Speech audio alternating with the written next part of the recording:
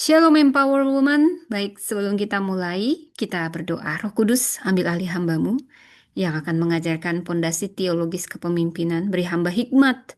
Berkata-katalah kepada hamba dan kepada kami semua pribadi lepas pribadi. Kami semua Empower Woman di dalam Kristus. Biar kami paham dan kami dibaharui, ditransformasi. Dalam pelajaran pertemuan pertama, Transformational Leadership, kami penuh dengan hikmat terutama hambamu yang akan menyampaikan materi ini. Roh Kudus, ambil alih hamba bicara lewat mulut bibir hamba, hanya kebenaran firman-Mu dinyatakan, dan tolong kami semua, mampukan kami semua, berkati jaringan internet di mana kami mulai pertemuan ini. Tuhan, tutup bungkus dengan kuasa darah-Mu baik kami, keluarga kami, dan semua perangkat elektronik yang kami gunakan. Tutup bungkus dengan darah Kristus. Siapapun yang mendengar dimanapun, tidak ada firman yang kembali sia-sia dan pengajaran yang daripadamu. Kami semua ditransformasi dalam Kristus menjadi pemimpin-pemimpinmu yang luar biasa. Dalam nama Yesus kami berdoa. Amin. Shalom Empower Woman. Dan semua saudara yang menyaksikan saat ini, kita tidak sedang belajar bagaimana menjadi pemimpin yang populer. No, no, no, no. Tapi kita sedang membangun branding rohani, bukan. Maksud saya bukan sedang membangun branding rohani, tapi kita sedang apa? Kita sedang kembali ke akar, ke pondasi. Karena, saudara, tanpa pondasi teologis, kepemimpinan hanya akan jadi ambisi yang dibungkus bahasa rohani. Banyak orang ingin posisi, tetapi hanya sedikit yang mau formasi. Dan hari ini kita memahami satu kebenaran, kepemimpinan Kristen tidak dimulai dari jabatan, tetapi dimulai dari identitas. Nah, saudara, kita akan memulai pertemuan kita ini dari awal Alkitab. Identitas itu mendahului tugas di awal kitab suci sebelum ada struktur gereja, sebelum ada panggung pelayanan, bahkan sebelum ada dosa. Allah lebih dahulu membentuk kita ya, saudara ya. Di sini akan dipaparkan lengkap semuanya. Kita akan membangun dari pondasi apa yang kita bangun, ya. Jadi kita memulainya karena sebenarnya saudara, paham atau tidak, dunia ini tidak butuh pemimpin yang sensasional. Tapi apa yang dibutuhkan dunia? Pemimpin yang berakar dalam Allah. Saudara, saya ingin setiap kita membaca ya, ada masing-masing punya catatan, lalu masing-masing nanti akan mengirim rangkumannya dan tolong di sebelah Anda selalu ada Alkitab ya. Sewaktu-waktu saya akan menyuruh Anda membuka Alkitab. Ya, kita akan mulai pertemuan kita ini, baik saudara, kita akan mulai dengan Imago Dei dan kepemimpinan ontologis. Dasar firman Tuhan kita ambil dari Kejadian 1 ayat 26 sampai 28. Baiklah kita menjadikan manusia menurut gambar dan rupa kita. Ini bukan sekedar narasi penciptaan, ini deklarasi identitas, dan ini sekaligus pondasi kepemimpinan ontologis, yaitu kepemimpinan yang melekat pada keberadaan manusia. Jadi ini bukan sekedar pada posisi atau jabatan. Tahukah Anda? Sebelum ada gereja, ada negara, ada sistem, ada struktur organisasi, saya ingin jelaskan terlebih dahulu, saudara, sudah ada mandat kepemimpinan. Karena apa? Karena manusia diciptakan sebagai imago Dei. Apa itu imago Dei? Seturut dengan gambar Allah. Wow, kita luar biasa, saudara. Saya ingin membawa Anda lebih dalam memahami makna teologis Imago Dei, seturut gambar Allah.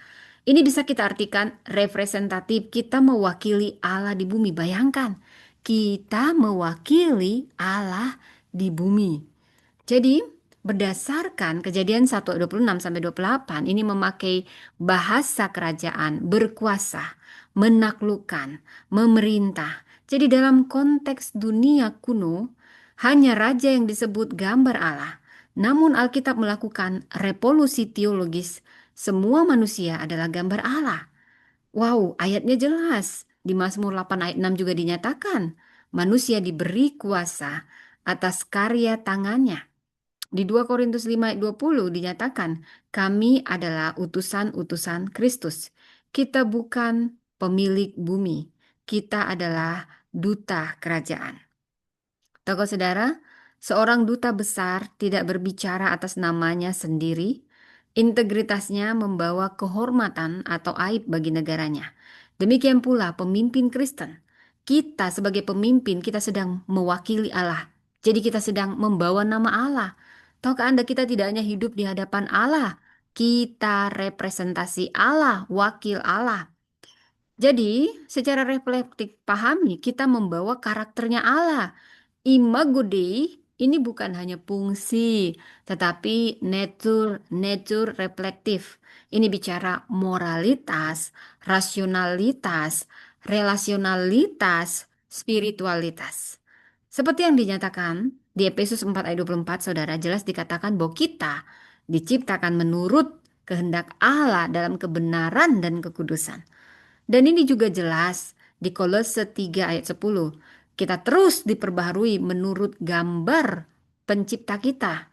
Saudara, kita bicara lebih dalam apa itu kepemimpinan ontologis. Dari sini kita paham bahwa kepemimpinan ontologis itu berarti karakter lebih dahulu daripada karisma. Karakter lebih dahulu daripada karisma. Integritas lebih dahulu daripada pengaruh. Integritas lebih dahulu daripada pengaruh. Ketika pemimpin jatuh dalam moralitas, bukan hanya reputasinya runtuh. Saudara, teologi tentang Allah ikut tercoreng di mata publik. Tahukah Anda, dunia membaca karakter Allah melalui karakter pemimpinnya. Kita akan mempelajari mandat kultural. Apa itu? Pengelolaan ciptaan. Kita buka Kejadian 1 ayat 28 ini memberi mandat. Beranak cuculah, penuhilah bumi, dan taklukkanlah itu. Ini bukan eksploitasi. Ini adalah stewardship, pengelolaan ilahi. Dalam Roma 8 ayat 19 jelas dinyatakan seluruh makhluk menantikan anak-anak Allah dinyatakan. 1 Korintus 4 ayat 2. Yang akhirnya dituntut dari pelayan ialah kesetiaan. Ciptaan sedang menunggu pemimpin yang sadar identitasnya. Krisis bumi adalah krisis kepemimpinan yang kehilangan imago Dei. Saudara, tahukah Anda, kepemimpinan sudah lahir sebelum dosa. Inilah poin ontologis yang sangat dalam. Kepemimpinan bukan akibat ambisi, bukan hasil kompetisi, bukan produk sistem. Ini bagian dari desain penciptaan. Dosalah yang merusak ekspresi kepemimpinan, tetapi tidak menghapus mandatnya. Tahukah Anda, dalam Kristus gambar itu dipulihkan. Ibrani 1 ayat 3, Kristus adalah gambar Allah yang sempurna. Roma 8 ayat 29, kita ditentukan untuk menjadi serupa dengan gambar anaknya. Yesus bukan hanya juru selamat, dia adalah model kepemimpinan ontologis yang utuh. Saudara, mari kita belajar seperti terlihat di sini. Saya mengagumi salah satunya Deborah. Dia memimpin Israel di masa krisis. Kita bisa sama-sama buka di Hakim-Hakim 4 khususnya pasal 4 sampai 5. Saudara, Deborah hidup di budaya patriarki, di mana budaya ini tidak mendukung kepemimpinan perempuan. Tapi lihat, identitasnya selaras dengan panggilan Allah. Deborah disebut nabi, hakim, pemimpin militer. Dia memimpin bukan karena sistem memberi ruang, bukan. Tetapi karena Deborah paham identitasnya kokoh di dalam Allah. Saudara, ketika identitas ilahi di dalam kita kuat, percayalah, batas budaya tidak bisa membatasi kita, itu akan sangat kecil. Kita juga belajar dari Yusuf. Yusuf, dia memimpin bahkan sebagai budak dan tahanan, statusnya rendah, tapi integritasnya tinggi. Dari Kejadian 39, kita tahu Tuhan menyertai Yusuf. Tahukah Anda kepemimpinan ontologis akan membuat seseorang tetap memimpin, bahkan sekalipun dia tidak punya jabatan tanpa jabatan. Saudara, saya mengagumi Mother Teresa. Dia tidak memegang jabatan politik. Lihat apa jabatan politik yang dipegang seorang Mother Teresa? Kagak ada, saudara. Tapi lihat Dia punya pengaruh yang besar, padahal dia tidak punya kekuasaan struktural. Nggak ada kekuasaan struktural. Tapi semua orang, seluruh dunia mengakui otoritas moralnya. Wow, ini yang penting. Kenapa? Karena kepemimpinan sejati itu mengalir dari identitas dan karakter, bukan dari struktur, bukan posisi, saudara. Tahukah Anda, pengaruh terbesar lahir dari kedalaman jiwa, bukan dari tingginya kursi atau posisi. Saya ingin membawa Anda membayangkan sebuah cermin besar. Bayangkan itu ada di ruang publik. Saat cermin itu retak, yang terlihat bukan hanya pantulan yang rusak, tetapi reputasi sang pemilik cermin akan dipertanyakan. Pemimpin itu adalah cermin, kita adalah cermin, imago Dei. Kita cermin di ruang publik saat kita jatuh dalam skandal moral, seperti kita jatuh dalam dosa, misalnya korupsi, penyalahgunaan kuasa. Tahukah Anda siapa yang kita pertaruhkan? Nama Allah sedang dipertaruhkan. Tetapi saat kita hidup dalam integritas seperti Deborah, seperti Mother Teresa ini, dunia melihat, dia melihat kemuliaan Allah di dalam kita. Saya suka pernyataan John Calvin. Manusia tidak akan pernah mengenal dirinya dengan benar tanpa lebih dahulu memandang wajah Allah. Identitas kita mendahului fungsi kita. Apa yang terlintas dalam pikiran kita ketika kita memikirkan Allah adalah hal terpenting tentang diri kita. Kepemimpinan ditentukan oleh teologi yang kita hidupi. Saya ulang, kepemimpinan kita ditentukan oleh teologi yang kita hidupi. Kepemimpinan itu adalah konsekuensi identitas, bukan ambisi pribadi.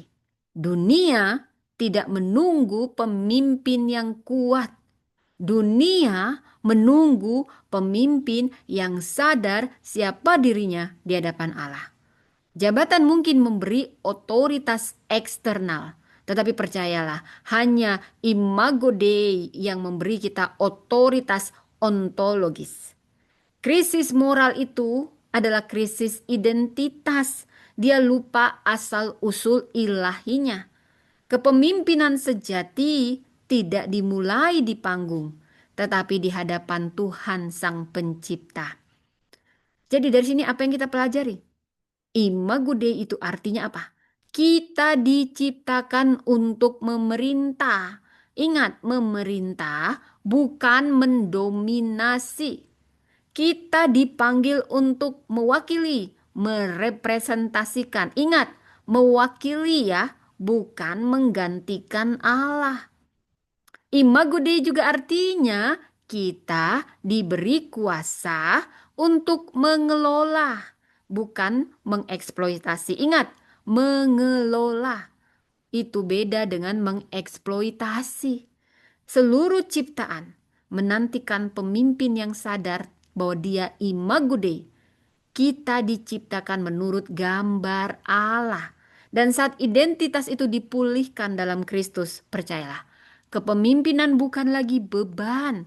Justru ini ekspresi alami dari siapa kita. Kepemimpinan ontologis itu bukan tentang menjadi besar, bukan. Tapi itu tentang mencerminkan yang maha besar, yaitu Tuhan kita. Jadi Empower Woman sampai saat ini paham ya inti dari Imago Dewi dan kepemimpinan ontologis. Kita masuk kepada mandat budaya sebagai mandat kepemimpinan. Ayat dasarnya dari mana? Saudara buka di Kejadian 1 ayat 28. Di situ jelas dikatakan, beranak cuculah dan bertambah banyak, penuhilah bumi, taklukkanlah itu, berkuasalah. Apa artinya ayat ini? Ayat ini bukan sekedar perintah biologis, bukan. Ini deklarasi mandat peradaban. Deklarasi mandat peradaban. Mari kita gali lebih dalam. Kata Ibrani radah. Rada artinya apa? Memerintah. Memerintah dengan tanggung jawab pengelolaan. Bukan dengan tirani. Bukan eksploitasi. Tetapi ini kepemimpinan yang menata, menjaga, dan mengembangkan. Mandat budaya adalah mandat kepemimpinan. Saudara, di sini lebih dalam dengan makna teologis mandat budaya, saudara. Bila kita pahami, dikatakan kata taklukkanlah. Mari kita bahas, kita eksegesis kata-kata kunci. Taklukkanlah. Bahasa aslinya kabas, artinya menertibkan kekacauan. Dalam konteks kejadian bumi masih belum tertata sepenuhnya. Manusia dipanggil untuk melanjutkan karya kreatif Allah. Saudara, ayat yang sama bisa kita baca. Kejadian 2 ayat 15 jelas berkata bahwa manusia ditempatkan untuk mengusahakan dan memelihara taman. Mengusahakan dan memelihara taman. Mazmur 8 ayat 6 juga jelas menyatakan kita diberi kuasa atas buatan tangannya. Kita menaklukkan, bukan menghancurkan. Tetapi mengubah potensi menjadi keteraturan. Mengubah potensi menjadi keteraturan. Pemimpin sejati tidak menciptakan kekacauan, saudara. Bukan untuk berkuasa, tapi pemimpin sejati itu menata, bahkan menata kekacauan untuk apa? Memberi kehidupan. Mari kita gali kata selanjutnya. Berkuasalah, radah. Ini artinya mengelola dengan representasi ilahi kehadiran Tuhan. Rada dalam konteks Alkitab ini menunjuk pada pemerintahan raja yang bertanggung jawab. 1 Raja-Raja 4 ayat 24 menyatakan pemerintahan Salomo membawa damai dan kemakmuran. Dalam Roma 13 ayat 4 juga jelas dinyatakan pemerintah sebagai hamba Allah untuk kebaikan. Rada bukan dominasi brutal, bukan. Ini kepemimpinan yang mencerminkan hati Allah. Allah tidak menciptakan kita untuk sekedar bertahan hidup, tidak. Allah menciptakan kita untuk membentuk peradaban. Kita belajar mandat budaya. Apa itu mandat budaya? Ini panggilan untuk membangun dunia yang memantulkan kerajaan Allah. Jadi apa saja yang menjadi ruang lingkup mandat budaya? Ini mencakup seluruh dimensi kehidupan. Mulai dari kepemimpinan keluarga. Ulangan 6 ayat 6 sampai 7. Orang tua menanamkan nilai ilahi, saudara. Kita sebagai orang tua harus menanamkan nilai ilahi. Kepemimpinan dimulai dari keluarga, saudara. Ulangan 6 ayat 6 ayat sampai 7 ini menjadi panduan kita orang tua yang harus menanamkan nilai ilahi kepada anak-anak kita, cucu-cucu kita. Rumah adalah pusat peradaban pertama, bukan sekolah, tapi di rumah. Di sini juga kita belajar tentang kepemimpinan sosial. Dalam Yeremia 29 ayat 7 dikatakan, usahakan kesejahteraan kotamu. Ini kepemimpinan sosial. Kita semua umat Allah dipanggil bukan untuk menarik diri, tapi apa? Menghadirkan shalom atau damai sejahtera di mana? Di tengah masyarakat, di tengah komunitas dimanapun kita ada. Inilah kepemimpinan sosial. Dan ini juga mencakup kepemimpinan ekonomi. Apa sih kepemimpinan ekonomi? Mari kita baca Amsal 11 ayat 1. Neraca serong adalah kekejian bagi Tuhan. Wow, neraca serong. Ini bicara apa? Integritas ekonomi itu penting. Karena ini adalah bagian dari mandat budaya. Kemudian kita belajar tentang kepemimpinan budaya dan profesi. Kolose 3 ayat 23, apapun yang kamu perbuat, perbuatlah seperti untuk Tuhan. Pekerjaan bukan sekedar mencari nafkah, tetapi partisipasi dalam misi Allah. Iman itu bukan hanya untuk altar, saudara, Tapi iman adalah pondasi arsitektur peradaban. Saudara, mari kita gali kepemimpinan ini. Kita akan melihatnya dalam sistem. Kepemimpinan dalam sistem. Kita belajar dari tokoh Yusuf. Siapa yang nggak kenal Yusuf? Tapi kita harus paham. Dia punya kepemimpinan yang sangat-sangat perlu diteladani dalam sistem. Tahukah Anda, Yusuf tidak hanya bertahan di Mesir. Dia membentuk sistem ekonomi nasional. Dialah yang menafsirkan krisis. Kita bisa baca di Kejadian 41.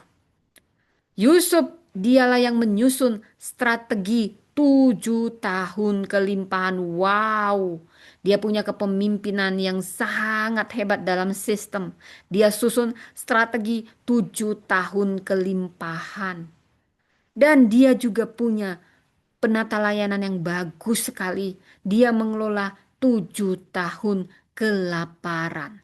Sehingga dia dapat menyelamatkan bangsa-bangsa dari kehancuran. Itulah namanya mandat budaya. Karena pemimpinnya bukan ini dia hadir di ruang sekuler, tapi dia membawa hikmat surgawi. Mandat budaya membuat kita relevan tanpa kehilangan kekudusan. Kita belajar dari Daniel, saudara. Di Babel, Daniel itu kepemimpinannya sangat terlihat nyata di Babel, bukan di Israel, saudara. Dia memimpin dalam sistem yang kafir. Mungkin Anda akan dianggap menjadi pemimpin di tempat yang kafir. Tapi janganlah menyerap budaya kafir. Seperti Daniel, dia tidak pernah menyerap budaya Babel walau dia kerja di Babel. Tapi apa yang dia lakukan? Dia mempengaruhi Babel. Dengan apa? Dia mempengaruhinya dengan nilai kerajaan Allah. Bawa kerajaan Allah ke tempat dimanapun Anda ditempatkan. Bukan sebaliknya Anda bawa pengaruh kerjaan yang kafir itu ke dunia rohani. Salah besar. Tapi Tuhan ingin kita berdampak dimanapun. Dalam Daniel 6 ayat 3, dia memiliki roh yang luar biasa. Kepemimpinan budaya itu bukan kompromi, tapi transformasi. Bukan kompromi, tapi transformasi. Saudara, saya akan membawa Anda. Mungkin Anda pernah dengar kata nama Indra Nooyi. Siapa dia? Dia CEO PepsiCo, ya. Pepsi, soda. Tahukah Anda? Indra Nooyi ini sebagai CEO, dia tidak hanya mengejar profit, bukan hanya pikirannya untung, tapi apa yang dia lakukan? Dia mendorong konsep performance with purpose. Performance with purpose ini bicara tentang keberlanjutan, tentang etika perusahaan, tentang keseimbangan kerja dan keluarga. Dan Indra, dia membuktikan bahwa kepemimpinan korporasi dapat membentuk budaya global. Mandat budaya bukan tentang posisi rohani, tapi tentang dampak etis di ruang publik. Bayangkan, saudara, mari saya mau mengajak Anda membayangkan Anda ada di sebuah kota, tapi tanpa arsitek. Bangunannya berdiri, tapi nggak ada polanya. Ada jalan, tapi nggak ada arahnya. Ada sistem, tapi nggak ada visinya. Tahukah Anda, mandat budaya itu penting karena itulah yang menjadikan kita arsitek-arsitek sosial. Jika kita absen, kekosongan itu akan diisi oleh nilai-nilai yang lain. Jadi pertanyaannya bukan apakah budaya akan dibentuk, tetapi siapa yang akan membentuknya. Kristus adalah model mandat budaya. Kristus bukan hanya mengajar di bait Allah. Dia hadir dalam pernikahan di Kana kalau kita membaca kisahnya. Itulah mujizatnya pertama. Dia hadir di pasar. Yesus hadir di rumah pemungut cukai. Dan Yesus juga hadir di ruang publik. Artinya kerajaan Allah tidak dibangun dengan isolasi religius atau agamawi. Tidak, tetapi kerajaan Allah adalah transformasi kehidupan nyata, saudara. Jelas di Matius 5 ayat 13 sampai 16 tentang garam dan terang dunia. Kita diharapkan menjadi garam, menjadi terang dunia. Terang tidak berfungsi kalau dia ada dalam kotak tertutup. Saudara, saya suka pernyataan Abraham Kuyper.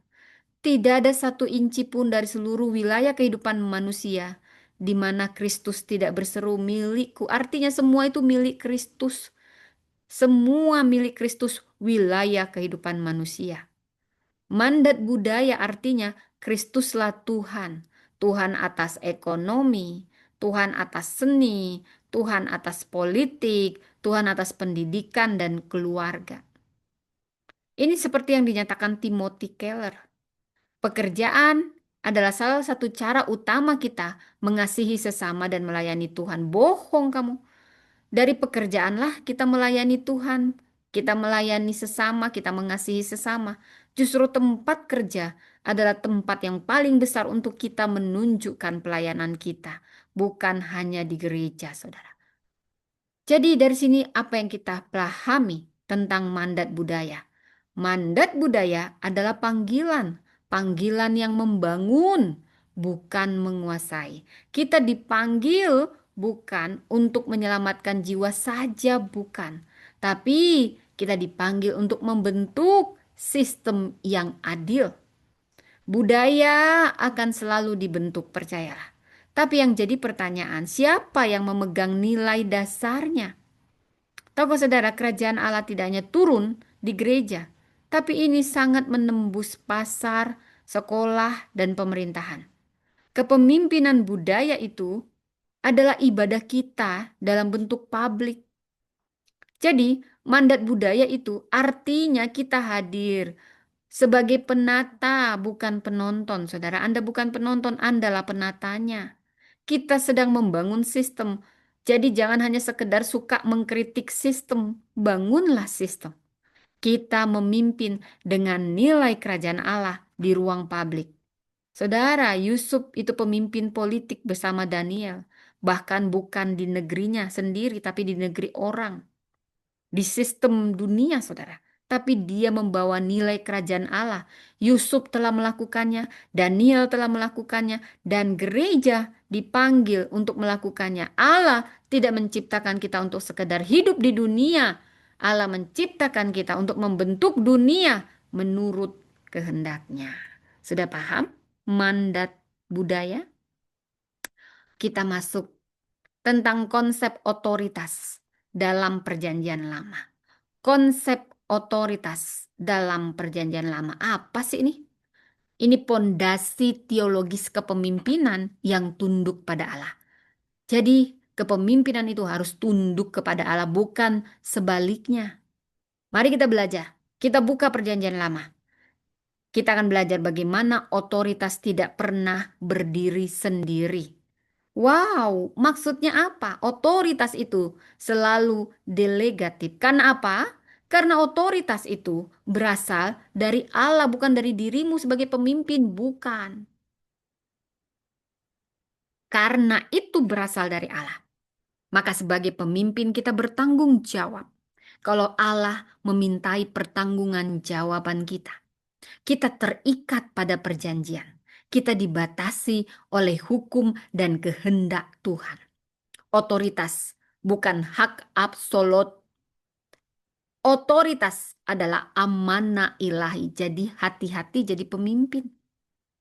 Otoritas bersifat delegatif. Dalam Alkitab tidak ada manusia yang punya otoritas intrinsik dari dirinya yang otonom. Tahukah Anda? Semua otoritas, semua kuasa itu berasal dari Allah. Jadi jangan suka-suka, ada pertanggungjawaban, bos. Mari kita baca dari Ulangan 17 sampai ayat 18 sampai 20. Di sini intinya raja harus menyalin Taurat dan membacanya seumur hidupnya. Itulah bukti otoritasnya dari Allah. Dalam Mazmur 62 ayat 12 juga jelas dinyatakan kuasa adalah milik Allah. Saya ulang. Kuasa adalah milik Allah, bukan milikmu sebagai pemimpin tertinggi, bukan. Dalam Daniel 2 ayat 21, dia memecat raja dan mengangkat raja. Artinya apa? Pemimpin bukanlah sumber kuasa, bukanlah sumber otoritas. Dia hanya saluran otoritas, saluran kuasa.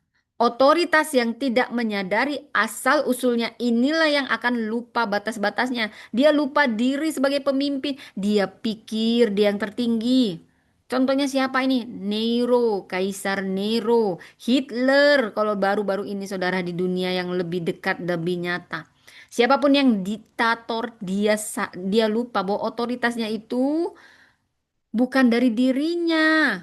Otoritas itu adalah dari Allah, sehingga kita punya batas.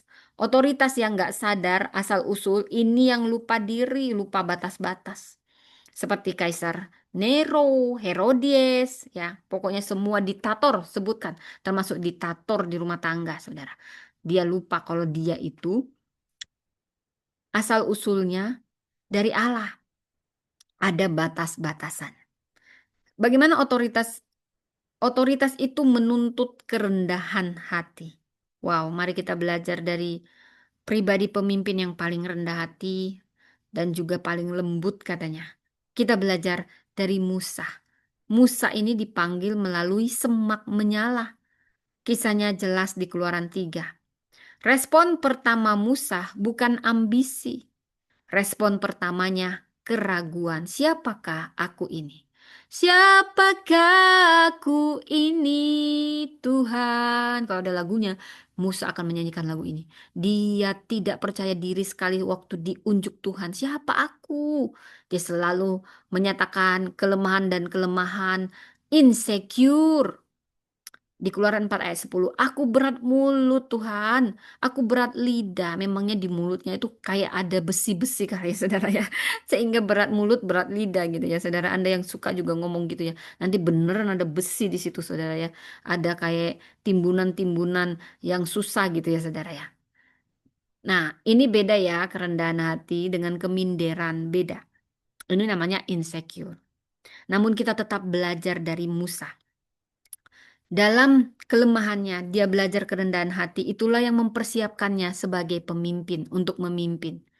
Bilangan 12 ayat 3. Musa, orang yang sangat lembut hatinya. Dalam perjanjian lama, kerendahan hati mendahului otoritas. Hanya orang yang rendah hati yang akan dipakai Tuhan. Ini mendahului otoritas. Ini jelas berbeda dengan pemimpin-pemimpin yang seperti Firaun.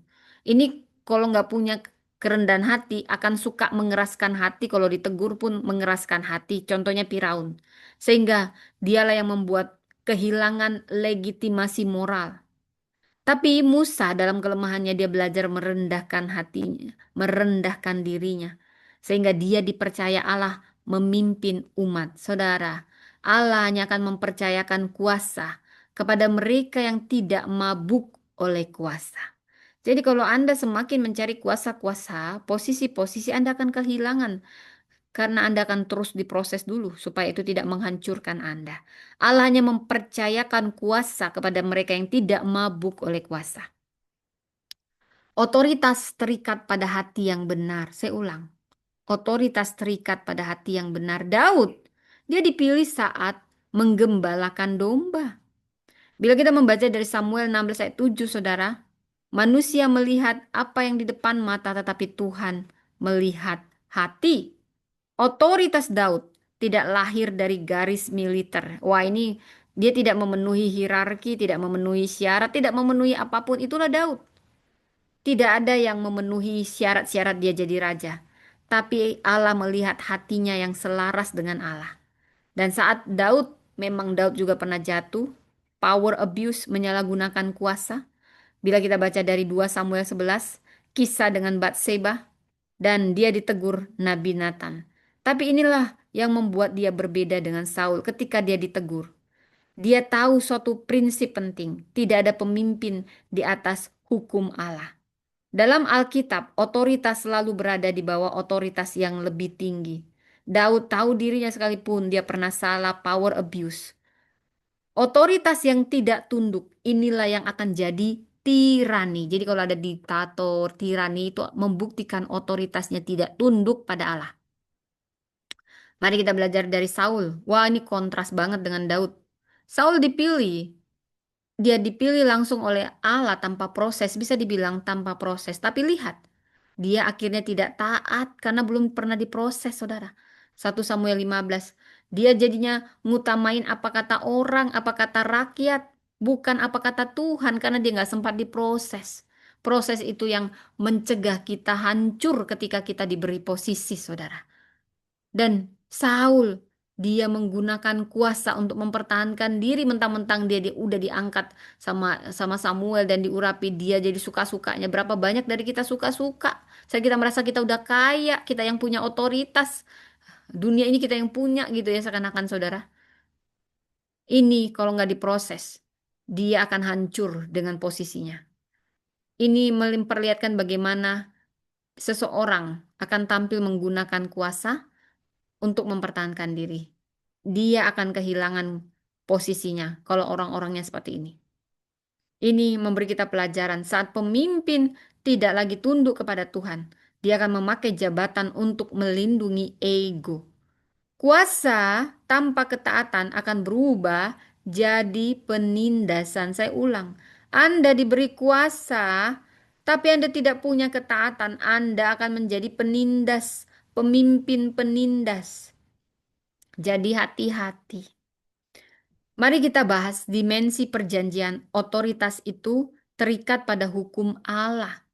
Dalam perjanjian lama, raja bukan hukum tertinggi, bukan raja hukum tertinggi. Tauratlah hukum tertinggi. Dalam 2 Tawari 26, Raja Uzia menjadi sombong dan dihukum Tuhan. Dalam Mika 6 ayat 8, yang dituntut Tuhan berlaku adil, mencintai kesetiaan, hidup dengan rendah hati.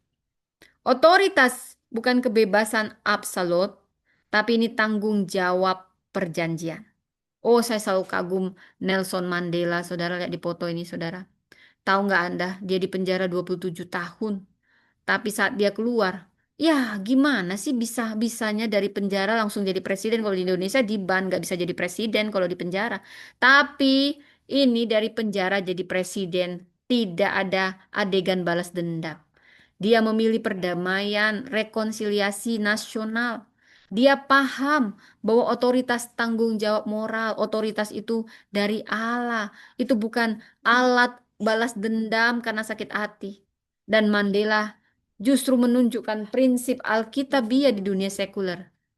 Karena kuasa sejati terlihat dalam kemampuan kita menahan diri.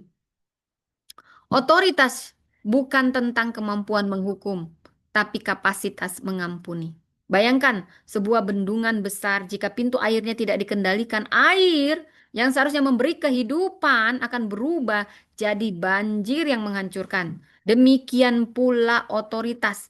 Kalau di luar kendali Allah akan ambruk, tapi di bawah kendali hukum Allah, ini yang akan memberi kehidupan. Kalau di luar hanya merusak, bahkan merusak semuanya, merusak komunitas. Saudara, pahami, Kristus adalah puncak otoritas yang benar. Kristus menunjukkan pola yang sempurna. Matius 28 ayat 18. Kristus yang memiliki segala kuasa, segala otoritas. Namun lihat, dia melayani, bukan dilayani, dia membasuh kaki murid-murid. Yohanes 13. Dalam perjanjian lama kita melihat bayangannya. Dalam Kristus kita melihat kepenuhannya, otoritas ilahi selalu dinyatakan melalui kerendahan hati dan pengorbanan. Saya suka pernyataan John Stott. Otoritas Kristen bukanlah dominasi. Anda yang suka mendominasi, Anda sedang tidak menggunakan otoritas Allah, tapi ambisi Anda. Jadi otoritas Kristen bukan dominasi, tapi pelayanan yang bertanggung jawab di bawah firman Allah. Ini sangat persis seperti yang dinyatakan Dietrich Bonhoeffer, saudara. Kepemimpinan itu berarti bertanggung jawab atas orang lain di hadapan Allah. Kepemimpinan berarti bertanggung jawab atas orang lain di hadapan Allah. Dari sini apa yang kita pelajari? Tentang konsep otoritas dalam perjanjian lama. Otoritas Alkitab selalu berlutut sebelum berdiri. Apa-apa doa, apa-apa doa. Saudara, kuasa yang tidak tunduk pada Tuhan akan tunduk pada ego. Kamu nggak tunduk pada Tuhan, pasti kamu tunduk pada egomu, saudara. Hati-hati, hancur nanti. Dan kerendahan hati itu bukan kelemahan, itu kekuatan. Itu bukan kelemahan kepemimpinan, saudara. Itu pondasi legitimasinya. Dalam Alkitab tidak ada otoritas tanpa akuntabilitas. Tidak ada otoritas tanpa akuntabilitas. Pemimpin besar bukan yang bebas dari koreksi, tapi yang tunduk pada firman. Dalam Perjanjian Lama, kita belajar bahwa otoritas itu berasal dari Allah. Dia dibatasi oleh perjanjian, dan otoritas akan diuji lewat karakter. Dan ingat, ini akan dipertanggungjawabkan di hadapan Tuhan. Jadi jika seorang pemimpin tidak tunduk pada Tuhan, percayalah, dia tidak sedang memimpin, dia sedang menyalahgunakan amanah. Otoritas sejati itu bukan tentang siapa yang berada di bawah kita, tapi tentang kepada siapa kita akan tunduk, saudara. Kita akan masuk tentang leadership, servant leadership, ya saudara. Nah, tadi kita sudah masuk teologi perjanjian. Wow, panjang sekali, saudara. Wow, saya sangat diberkati dari sini. Apa Anda semua diberkati? Ya, saya percaya semuanya diberkati. Ya, kalau mau istirahat sejenak boleh, tapi kita lanjut sembari kita lanjut tentang kepemimpinan gembala, ya, shepherd leadership, kepemimpinan gembala. Kita masuk. Wow, apa sih shepherd leadership? Apa sih ini? Shepherd leadership itu kepemimpinan gembala sebagai paradigma ilahi. Wow, apa sih kok jadi gembala? Kepemimpinan gembala? Wow, ayatnya jelas di Mazmur 23. Dinyatakan Tuhan adalah gembalaku, takkan kekurangan aku. Alkitab tidak pertama-tama menggambarkan Allah sebagai raja penakluk. Justru Allah digambarkan sebagai gembala. Wow, itu revolusioner. Ya, karena dalam dunia kuno, raja itu disebut gembala rakyat. Tapi dalam kitab suci, Allah sendiri mengambil metafora itu. Shepherd leadership bukan strategi manajemen modern. Ini adalah wahyu karakter Allah. Allah sebagai gembala. Inilah yang menjadi model otoritas yang personal. Seperti dinyatakan Mazmur 23, Allah memimpin, Allah memelihara, menuntun, melindungi. Dalam Yehezkiel 34 jelas dinyatakan Tuhan mengecam gembala Israel yang menyalahgunakan kuasa.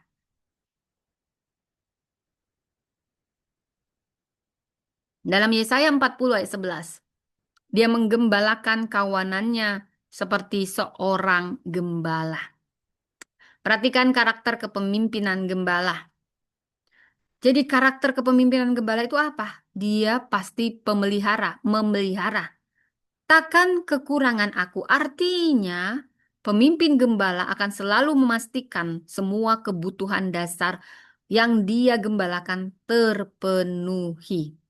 Pertama, memelihara. Kedua, karakter dari pemimpin gembala sebagai gembala artinya membimbing. Jelas dinyatakan, ia menuntun aku di jalan yang benar. Jadi bukan sekedar memberi perintah ini, bukan. Tapi menuntun dengan arah moral. Dan gembala juga. Tadi yang pertama memelihara, membimbing. Yang ketiga melindungi. Gada dan tongkatmu itulah yang menghibur aku. Otoritas dipakai untuk perlindungan, bukan intimidasi. Saya ulang, otoritas gunakan untuk melindungi, bukan mengintimidasi. Dan gembala juga harus siap mengorbankan diri. Ini klimaksnya sudah terlihat dalam Kristus. Memang tujuan Kristus datang ke dunia. Puncaknya adalah disalib. Kristus puncak dari shepherd leadership, kepemimpinan gembala. Kristus sendiri yang menyatakan di Yohanes 10 ayat 11, akulah gembala yang baik. Bukan dia katakan, akulah penguasa, pengelola, penakluk dunia. Bukan. Dia ambil pernyataan yang sangat sederhana. Akulah gembala yang baik. Wow. Karena gembala yang baik memberikan nyawanya bagi domba-dombanya. Jadi kalau dia nggak mau memberi nyawanya, dia bukan gembala yang baik. Dia gembala jadi-jadian, saudara. Yesus sedang membalik dan sangat kontras dengan dunia ini. Yesus membalik paradigma kuasa. Di dunia, kuasa adalah kontrol. Dalam kerajaan Allah, kuasa adalah pengorbanan. Markus 10:45 jelas menyatakan anak manusia datang untuk melayani dan memberikan nyawanya. Servant leadership berarti pemimpin berjalan di depan, bukan mendorong dari belakang. Kuasa Alkitabiah tidak ditegakkan dengan pedang.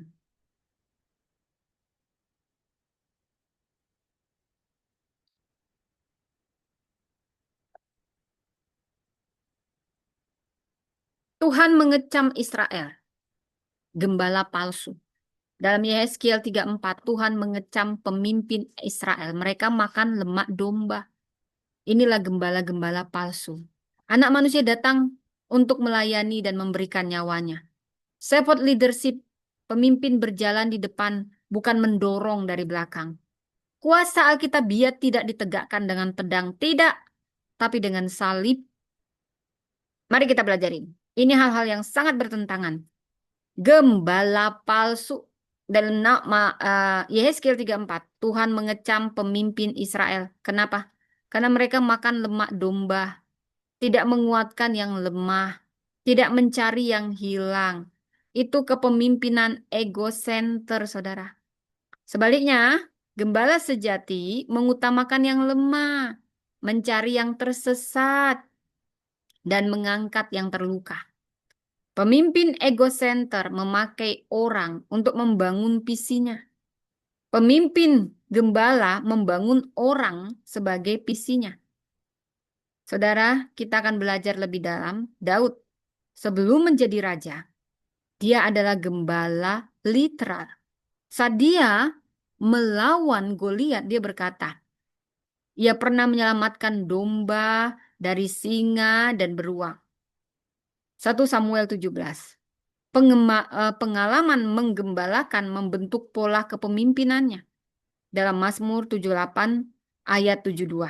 Ini mengatakan dia menggembalakan mereka dengan ketulusan hati. Gembala itu membentuk raja. Saudara kenalkah Howard Schultz? Siapa dia? CEO Starbucks. Tahukah Anda? Dia memberi asuransi kesehatan bahkan bagi pegawai paruh waktu. Wow, ini jarang kayak gini. Kenapa? Dia paham. Perusahaan itu bukan hanya mesin profit nih. Nih yang dengar-dengar. Dengar ya, Anda yang suka profit-profit Anda. Tapi apa? Itu komunitas manusia. Dia menerapkan prinsip people center leadership.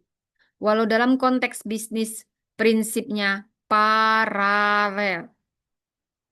Nilai manusia lebih tinggi daripada angka keuntungan. Servant leadership melihat karyawan sebagai pribadi, bukan sebagai angka statistik. Saudara, saya ingin membawa Anda memahami, bayangkan dua jenis pemimpin. Pemimpin pertama berdiri di atas menara. Dia teriak-teriak kasih perintah melalui pengeras suara. Pemimpin kedua berjalan di tengah kawanan. Dia tahu nama orang-orang yang dia pimpin, luka mereka dan kebutuhan mereka. Siapa yang akan lebih dipercaya, saudara? Dari sini kita belajar bahwa gembala tidak hanya memimpin arah, dia membangun kepercayaan. Kuasa melalui pengorbanan. Itulah dimensi teologis yang sedang kita pelajari.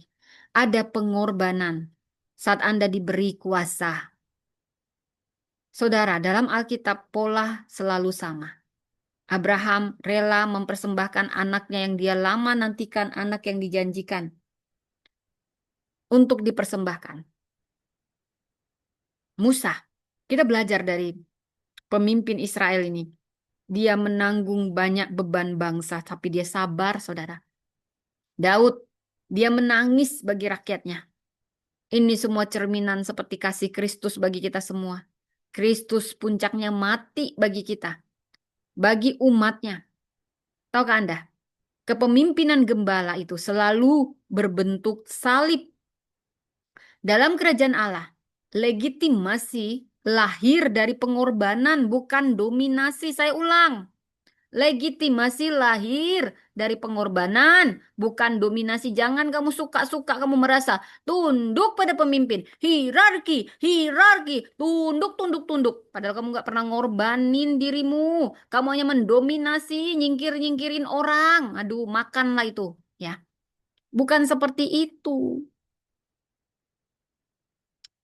Saya suka kalau baca buku itu ada namanya Henry Nouwen.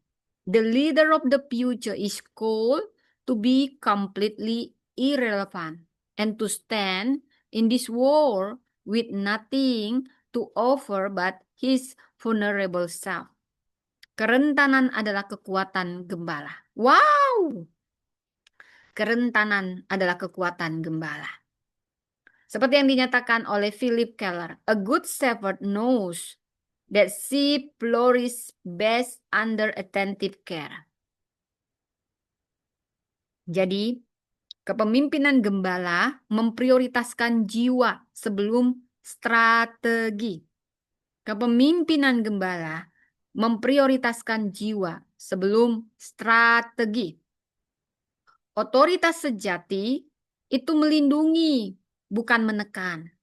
Pemimpin besar berjalan bersama, bukan berdiri jauh-jauh, bukan. Dan pahami, kuasa dalam Alkitab selalu dibungkus pengorbanan. Kalau Anda bilang Anda gembala, Anda harus rela berkorban, bukan ngorbanin. Ya, gak pantas Anda dibilang gembala. Kalau Anda cari uang lewat gereja, mengorbankan jemaat Anda. Servant leadership adalah people center, bukan ego center. Jangan jadikan gereja tempat cari uang, jangan. Ya, jadi kita ya, ini terutama empower woman ini yang lagi digembleng ya sebagai pemimpin. Kita ini perempuan, kita ini juga pemimpin. Kita pemimpin sebagai ibu, kita pemimpin sebagai pemimpin pelayanan, kita perempuan yang memimpin. Sebagai pengusaha, sebagai pendeta, kita dipanggil bukan hanya ngatur-ngatur-ngatur, tetapi menggembalakan. Jadi, pahami servant leadership itu artinya kita mendengar, dengar dulu sebelum memutuskan. Kita menguatkan sebelum menegur. Jangan taunya negur-negur aja loh, nggak pernah nguatkan. Kita melindungi sebelum menghakimi. Lindungi bukan untuk dihakimin, nggak pernah dilindungi ini. Karena apa yang perlu kita pahami? Karena pada akhirnya gembala sejati tidak dikenal dari kerasnya suara. Tapi dari apa dia dikenal? Dari hangatnya kehadiran. Wow. Gak usah pun kau suara-suaramu keras. Tapi kehadiranmu itu betul-betul menyentuh, menghangatkan saudara. Dan kita masuk transformational leadership. Wow. Jadi transformasi identitas. Ini sebagai inti kepemimpinan.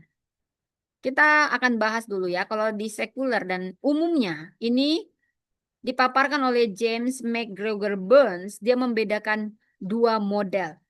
Ada transactional leadership. Semuanya dihitung dengan uang, uang hepeng. Artinya berbasis imbalan. Apa ya? Aku dapat apa ya? Aku ngajarin dapat berapa ya? Aku kesini ngapain ya? Sama keluarga juga gitu kita. Sama sepupu. Ada yang gini. Cuman karena jualan dia nyapa kita. Karena ada maunya dia nyapa orang. Ya itu sama. Kepemimpinannya juga sama. Kalau Anda cuman karena jualan. Karena ada kepentingan. Baru Anda datang. Ada untung, ada manfaat. Anda itu sudah menunjukkan Anda itu seorang transactional leadership. Lalu ada transformational leadership. Ini berbasis perubahan nilai dan identitas. Tapi pahami ya, jauh sebelum teori modern lahir, Alkitab. Wow, ini Alkitab, ini buku tertua semuanya, bukan buku aja. Wah, ini pewahyuan sumber semuanya, remah. Wow, semua jawaban ada di Alkitab. Alkitab sebenarnya sudah lama menyingkapkan pola kepemimpinan yang transformasional, bukan transaksional. Ingat itu. Apa sih bedanya? Transaksional dan transformasional. Oh, beda. Jelas bedanya kawan, jelas. Kalau transactional leadership, ini relasinya berbasis kesepakatan. Kalau kita melihat ada kita beri kinerja, imbalan aja yang pikirin. Dapat berapa ya kita memberi loyalitas kita? Karena kita tahu ada keuntungan, ada keuntungan. Target kita bonus, bonus, bonus. Sebenarnya nggak apa-apa. Ini sah-sah saja dalam struktur organisasi. Namanya kita juga cari makan. Tapi transaksional nggak akan pernah menyentuh kedalaman hati. Saya nggak pernah peduli orang. Mau seberapa besar pun ilmunya. Tapi saya tersentuh. Bukan karena banyaknya yang dia tahu, tapi seberapa besar dia peduli pada saat saya sakit, ya. Saya punya ada persautaan kayak gini ya. Anak saya sakit nggak dilihat, hanya antar kawannya aja dilihat. Padahal saya juga bayar, bayar ini. Cuman begitulah ini para pemimpin-pemimpin ngumpul yang transaksional antar kawan kita aja lah kita kunjungi, ya. Wah, kalau lu denger ini bertobat lu ya, transaksional begini. Yang Anda tabur akan Anda tuai. Jadi, dari sini juga kita belajar, saudara. Hanya transformational leadership yang menyentuh kedalaman hati. Ini pemimpin yang luar biasa. Karena dia mengubah cara berpikir. Dia nggak mikirin dirinya, aku dapat apa ya? Untung apa ya? Ada bonus nggak? Wah, beda-beda. Dia mengubah cara berpikir yang dipimpinnya. Dia memberi nilai hidup. Dia memberi pemahaman identitas diri. Transformasi itu bukan hanya apa yang orang lakukan, tapi siapa mereka menjadi. Dia mengubah cara pandang, cara pikir, nilai hidup, identitas. Ini beda dengan transaksi itu hanya mengubah perilaku. Itu pun kan ada maunya. Tapi transformasi ini mengubah identitas. Dan Alkitab ini sebelum dunia koar-koar sudah lama ada di Alkitab. Sudah kenal transformasi kita belajar. Musa. Musa, wow ini luar biasa Musa ini saudara. Saya sangat melihat bagaimana dia tidak hanya membawa Israel keluar dari Mesir. Ya, bila kita melihat Exodus fisik, tapi membentuk mereka jadi umat perjanjian. Exodus identitas. Mereka tuh awalnya krisis identitas. Mereka tuh sudah lama jadi budak. Mereka masih bawa mental budak waktu dalam sehingga harus dikeluarkan 40 tahun, Saudara. Karena lebih sulit mengeluarkan kalau mengeluarkan fisik itu lebih mudah. Tapi mengeluarkan Mesir dari hati mereka itu sangat sulit. Butuh 40 tahun ternyata. Dan di situ Musa sebagai pemimpin transformasional dari mentalitas budak mengubah bangsa Israel menjadi umat pilihan. Israel yang penuh ketakutan karena bertahun-tahun, beratus tahun diperbudak, akhirnya menjadi bangsa penyembah. Dan mereka itu ketergantungan menjadi komunitas yang diatur Taurat. Musa tidak sekedar mengubah lokasi geografis, dia mengubah struktur batin, saudara. Dia keluar dari Mesir itu mudah, seperti yang saya katakan. Tapi mengeluarkan Mesir dari hati orang Israel itu yang sulit. Itulah butuhnya transformational leader yang melakukan transformasi sejati. Transformasi itu apa sih? Itu perubahan hati, saudara. Itu transformasi. Kita baca Roma 12 ayat 2. Berubahlah oleh pembaruan budimu. Kata Yunani berubah, metamorfo. Artinya apa? Ada perubahan bentuk, saudara. Perubahan bentuk dari dalam. Jadi, mari saya bawa dalam analogi yang sederhana seperti ulat menjadi kupu-kupu. Ini sama seperti yang dinyatakan Yeskiel 36 ayat 26. Hati yang baru dan roh yang baru. Di 2 Korintus 3 ayat 18 diubah menjadi serupa dengan gambarnya, gambar Kristus. Transformasi Alkitabiah itu bukan rekayasa perilaku, bukan. Ini adalah pembaruan nature. Dan mari kita memahami hanya Kristuslah sebagai pemimpin transformasional tertinggi. Tahukah saudara, Yesus tidak membangun sistem politik. Dia bisa loh menguasai semua politik ketika dia datang. Tapi dia tidak membangun itu. Dia sedang membentuk murid. Dan gak banyak-banyak, dia pilih 12. Dan bukan yang sempurna. Muridnya ada tukang sangkal sampai 3 kali. Petrus. Tapi ketika dia ditransformasi, Petrus menjadi rasul pemberani, saudara. Ini sambil hujan ya. Jangan ada yang ngantuk ini ya. Lagi hujan ya. Empower woman, bangkit, bangkit, bangkit. Matius dari pemungut cukai. Ini dulu dianggap remeh, saudara, pemungut cukai. Tapi apa? Setelah dia bertransformasi, dia menjadi penginjil. Saulus dari penganiaya, dia menjadi Paulus, sang rasul. Yesus tidak menawarkan transaksi. Dia menawarkan hidup baru. Kristus tidak datang memperbaiki perilaku kita. Dia datang menciptakan hati yang baru. Hati yang baru Tuhan ciptakan. Dia transformasi hati ini. Nah, saudara, biar tambah ngantuk, saudara.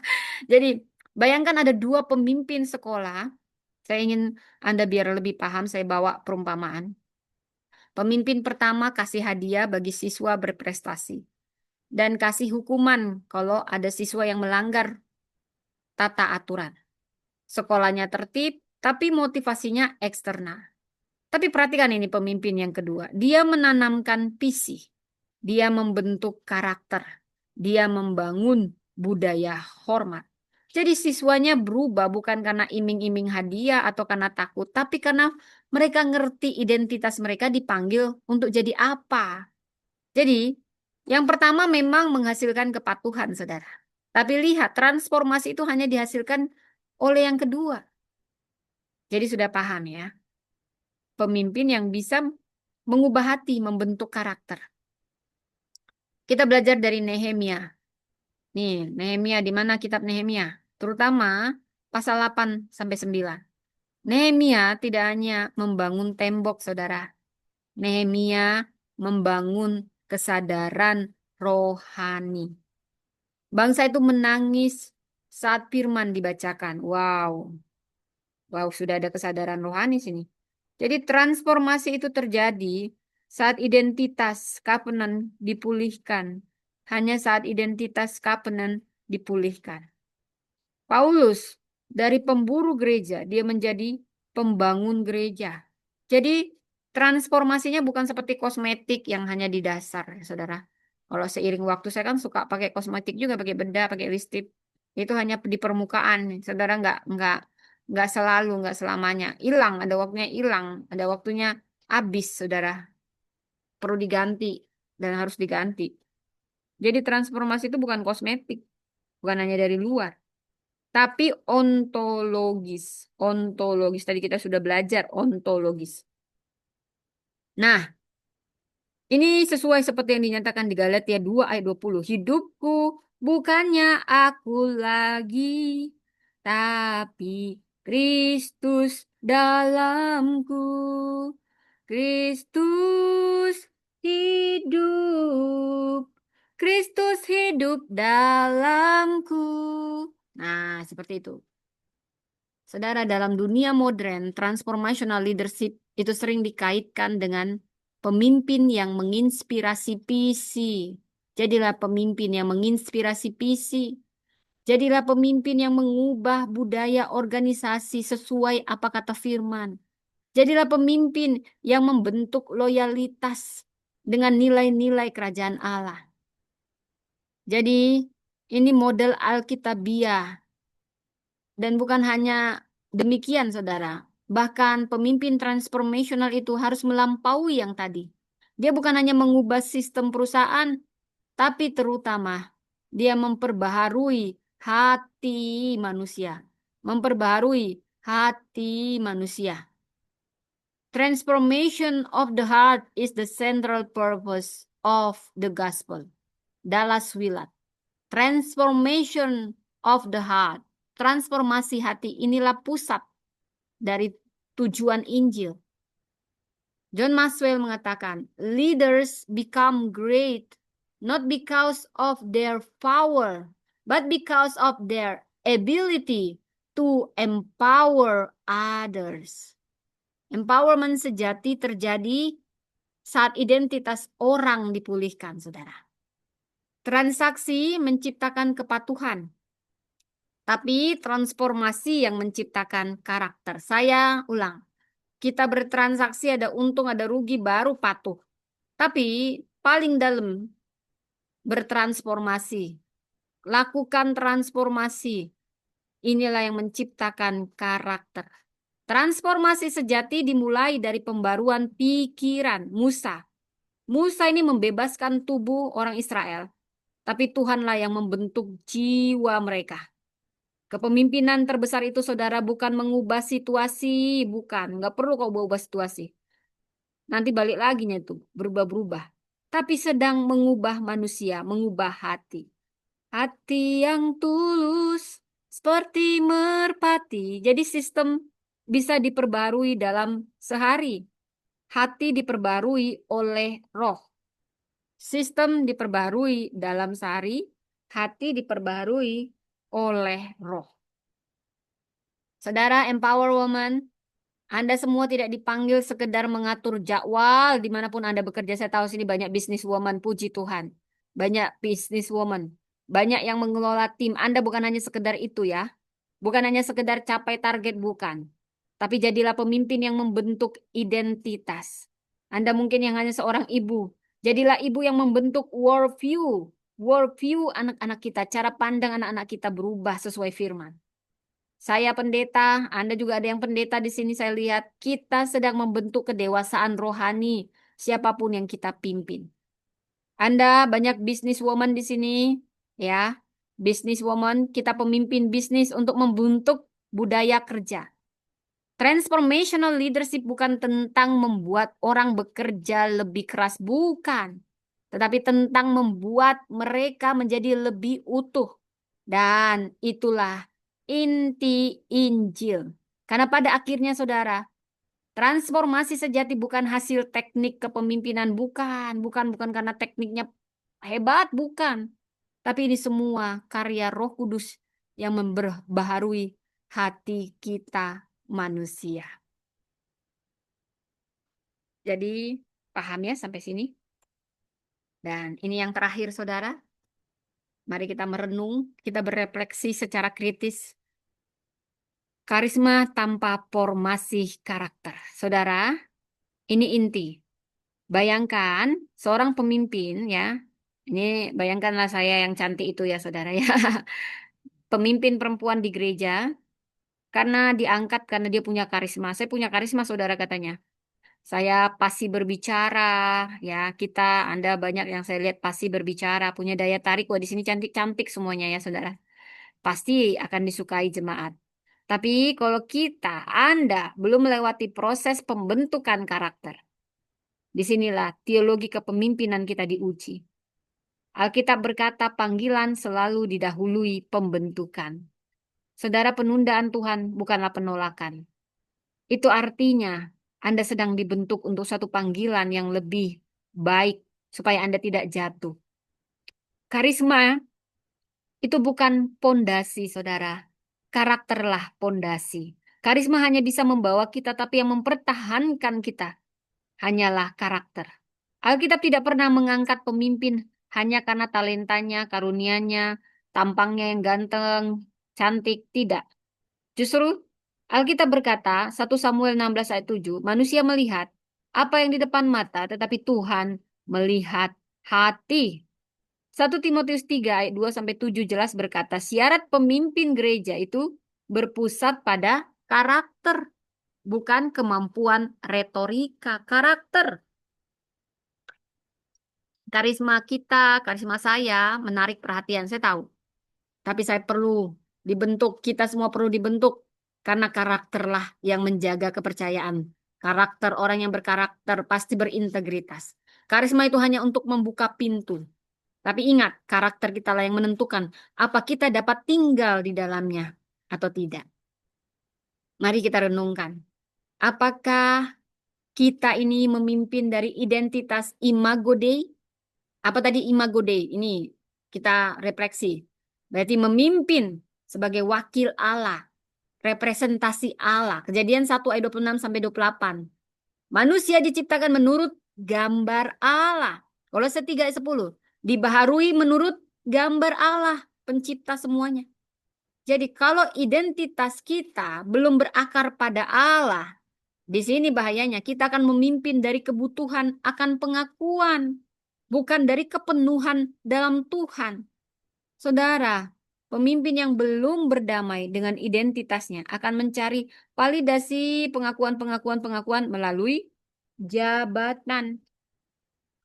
Jika kita tidak tahu siapa kita di hadapan Allah, maka kita justru akan memakai posisi kita, jabatan kita hanya untuk pembuktian diri. Nah, saya mau ajak juga Anda berrefleksi lagi. Tadi sudah panjang lebar saya mengajar ini ya. Dicatat yo, nanti tugas. Apakah dia mengerti? Apa Anda mengerti mandat budaya? Apa itu mandat budaya? Mandat budaya artinya kepemimpinan adalah tanggung jawab membentuk lingkungan. Kejadian 2 ayat 15, mengusahakan dan memelihara. Usahakan dan pelihara. Ini setara dengan Yeremia 29 ayat 7 yang intinya mengusahakan kesejahteraan kota. Jadi sebagai pemimpin, jangan hanya fokus pada panggung pelayanan Anda, jangan.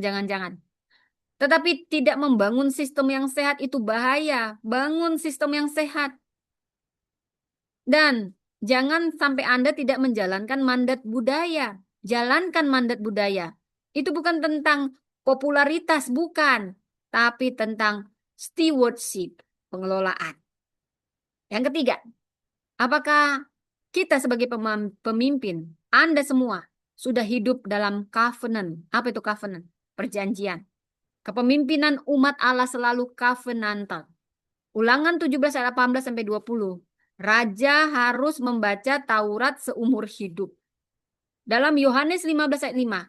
Di luar aku kamu tidak dapat berbuat apa-apa. Artinya, tanpa covenant, kepemimpinan akan jadi performa spiritual. Saya ulang. Tanpa covenant, kepemimpinan hanya berubah menjadi performa spiritual. Hanya penampilan. Tanpa relasi intim dengan Tuhan, karisma kosong. Anda berkarisma, aduh ya, tapi nggak ada relasi intim dengan Tuhan. Kosong itu semua. Pelayanan yang tidak lahir dari persekutuan akan habis oleh ekspektasi. Kita belajar dari kegagalan Saul. Wow, ganteng, paling tinggi. Postur raja. Wah, sangat berkarisma publik. Wow, rakyat pun mendukung. Tapi lihat, hatinya tidak stabil, insecure, tidak taat. Dan apa artinya? Dia kehilangan legitimasi rohani. Beda dengan Daud di proses, saudara. Daud memang pernah jatuh dalam dosa. Tapi ketika dia sudah pernah melewati proses, seseorang itu akan kembali lagi kepada Tuhan. Dan Tuhan akan membarui. Di Mazmur 51 adalah puncak dia. Dia memiliki hati yang mau bertobat, saudara. Karakter bukan berarti tanpa kegagalan. Setiap kita pernah gagal. Tapi karakter yang dimurnikan akan membawa kita kepada pemulihan di dalam Tuhan. Dan ini perlu kerendahan hati. Hanya orang yang punya kerendahan hati yang bisa kembali pada pemulihan. Dan Saul tidak memilikinya karena dia tidak pernah diproses. Proses itu akan membuat karakter kita lebih rendah hati. Sekalipun kita gagal, kita tahu asal-usul kita. Kita kembali kepada pemulihan. Bayangkan gedung megah dengan fasad kaca indah. Wow, tapi pondasinya nggak dalam. Itu akan rapuh, saudara. Dari luar mungkin kuat. Tapi yang membuktikan itu saat banjir datang, tekanan datang, kritik datang, konflik datang, godaan datang. Retakan pun muncul. Bangunan yang nggak pondasinya kuat, runtuh, mau sehebat apapun, banyak pernak-perniknya. Itu hanya karisma, saudara. Itu adalah fasad. Tapi karakter yang sudah dibentuk seperti karakter masing-masing pemimpin tinggi dibentuk di padang gurun 40 tahun. 40 tahun menjadi angka. 4 itu angka pembentukan. Yesus berpuasa 40 hari. Dan Musa membawa bangsa Israel 40 tahun. Semuanya dibentuk, saudara. 40 itu angka pembentukan, saudara. Dan tekanan tidak menciptakan retakan, hanya menyingkapkan yang sudah ada. Bangunan yang pondasinya dalam, mau datang banjir, mau datang angin, itulah ujian yang membuktikan dia bangunan yang kokoh. Kelihatan dari luar ketika tidak ada ujian, tidak ada tekanan, semuanya sami maun, semuanya sama. Demikianlah kenapa Tuhan tidak langsung memberi Anda posisi. Karena Tuhan ingin bentuk pondasinya dulu supaya saat Anda di puncak, ada kritik, ada pujian, Anda dikritik tidak marah, direndahkan tidak kepahitan, dipuji juga tidak melayang. Anda stabil karena pondasinya dalam. Saudara, banyak pemimpin publik naik karena karismanya dalam berkomunikasi, saudara. Beretorika, saudara. Tapi saat skandal muncul, yang runtuh bukan hanya reputasi pribadi, tapi kepercayaan publik. Dan sejarah modern menunjukkan kepemimpinan tanpa integritas nggak akan lama, saudara. Dan formasi mendahului manifestasi. Saya ulang, formasi mendahului, pembentukan mendahului manifestasi. Yesus sendiri pasti banyak yang nanya, 30 tahun ngapain aja Yesus kayak tersembunyi? Dia sedang membentuk formasi. Yesus saja Tuhan yang jadi manusia bentuk formasi. Lu siapa nggak mau dibentuk? Dan dia nggak perlu lama-lama juga. Jadi ukuran orang hebat itu bukan karena lamanya dia memimpin, bukan. Tapi buahnya, buah pelayanannya. Para pemimpin baru yang dihasilkan. Makanya kamu yang merasa senior-senior ya. Terus kamu merasa udah 70 tahun nggak kasih orang ruang ya. Karena kamu selalu merasa senior. Siapapun itu bertobatlah. Kasih ruang untuk pertumbuhan yang lain. Itulah mentor sejati. Bukan karena lamanya kamu jadi senior. Tapi berapa pemimpin baru yang kau ciptakan, baru namanya kau berdampak sebagai pemimpin. Berarti kau masih insecure ya. Yesus nggak lama-lama di dunia ini, dia bisa selamanya di sini, tapi dia hanya pilih 3 tahun. Makanya kalau sekolah itu biasanya 3 tahun udah tamat, saudara. Itu niru-niru sekolahnya Yesus ya, tahun pelayanan publiknya. Ingat, formasi mendahului manifestasi. Lukas 2 ayat 52 jelas berkata, Yesus bertumbuh dalam hikmat dan kasih karunia. Jika anak Allah saja melewati proses pertumbuhan, apalagi kita. Ada yang anak manja, ada yang anak-anak sok jago gitu ya saudara. Jadi ingat, karisma memang menggerakkan massa, bisa membawa kita ke puncak, tapi hanya karakter yang menjaga jiwa kita. Panggung dapat diberikan dalam sehari, mau minta panggung di mana lu? Mau manggung di mana lu? Tapi ingat, integritas itu nggak bisa dibangun sehari, itu bertahun-tahun dengan proses dan pembuktian, saudara. Dan ingat, tanpa formasi, karisma menjadi bahaya tersembunyi. Identitas mendahului otoritas. Saya ulang. Identitas mendahului otoritas. Kamu tahu identitasmu anak Allah, nggak usah khawatir. Cerminkanlah anak Allah. Maka Allah akan memberikan otoritas karena sumber otoritas bukan dari dunia. Nggak usah kau jilat-jilat. Oh ini pemimpinnya aku jilat-jilat lah dia. Biar nanti aku dibagi kuasa. Aduh kamu jadi penjilat murahan. Cerminkanlah cermin anak Allah. Otoritas itu dari Allah. Kamu juga yang sosok penguasa. Jilatlah saya, jilatlah saya. Saya yang berkuasa. Saya gembalanya. Jilatlah jilat. Makanlah itu posisimu tuh. Kepemimpinan itu bukan posisi. Itu ada representatif kita. Kita ini hanya wakil. Kita pengelola. Jadi jangan eksploitasi orang ya. Nanti kamu jadi kaisar-kaisar Nero yang tersembunyi, saudara. Topeng-topeng rohani juga tersembunyi, saudara. Jadi, kepemimpinan yang tidak berakar akan roboh saat badai datang. Empower woman. Anda semua para pemimpin, saya bisa lihat wajahnya di sini. Wow, sudah mantap sekali. Kita dipanggil memimpin. Bukan sekedar bersinar, tapi berakar. Akarnya kuat. Bukan sekedar tampil-tampil, aku mau jadi apa ya. Nanti singer ini tampil-tampil doang. Tapi bagaimana kamu bertumbuh. Karena pada akhirnya, karisma tanpa karakter runtuh. Tapi karakter yang dibentuk Tuhan itu yang menopang panggilan kita sampai akhir. Jadi saya simpulkan kepemimpinan yang berakar itu bukan sekedar bersinar, saudara, tapi dipanggil untuk memimpin. Kepemimpinan Kristen bukan tentang panggung, jumlah pengikut, jabatan, popularitas rohani. Bukan, bukan, bukan. Itu bisa terlihat besar di mata manusia. Belum tentu terlihat besar di mata Tuhan dan di kekekalan. Jadi kepemimpinan Kristen adalah tentang identitas berakar pada imago Dei. Ingat Kejadian 1 ayat 27. Kita memimpin bukan untuk membuktikan nilai diri kita, bukan. Tapi karena kita sudah bernilai, kita bernilai karena kita ada di dalam Allah, di dalam Kristus, dan identitas kita mendahului aktivitas.